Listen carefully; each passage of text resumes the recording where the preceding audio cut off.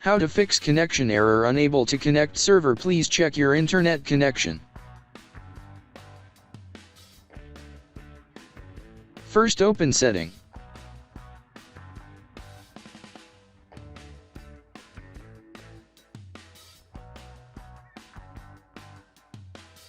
Open apps. Open manage apps or app management.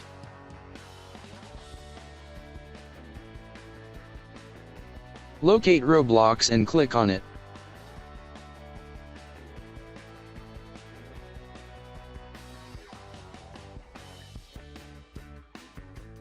Open storage usage.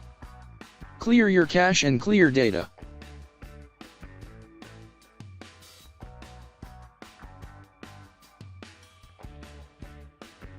Enable auto start.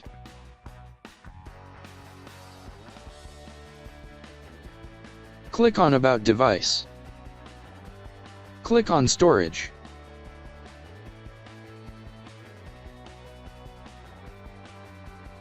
Clear junk files.